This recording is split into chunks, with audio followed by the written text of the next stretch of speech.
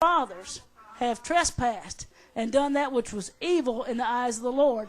They've forsaken him. They've turned away their faces from the habitation of the Lord, and they've turned their backs. And that's a reference, too, that you can read in Ezekiel, where God was showing him the abominations in the temple. And he saw and looked, and there was approximately 25 men with their backs turned to the altar, and they were worshiping the sun. People had gotten so far away.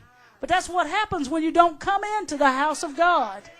When you don't take the time to come in to the feast and receive nourishment from the Word of God. When you don't come in and worship and lift your voices in praise, you get cold in your heart. You get indifferent to the things of God.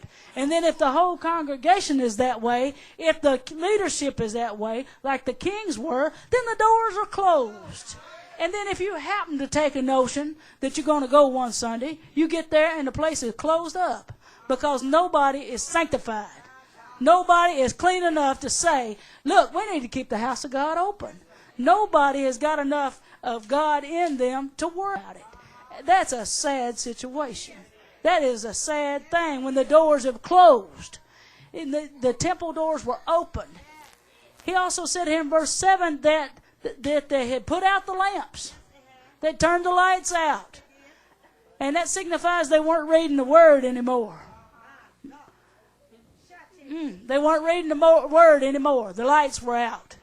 Not only were the doors closed, even if somebody found their way in there, they couldn't read the Word of God. The lamps had gone out. My Lord, have your lights gone out this morning? They'd not burned the incense. They'd not offered any praise and worship. Oh, my Lord, how many churches today, they may not be physically locked on the outside, but they're bound. They're bound. Their lights have gone out.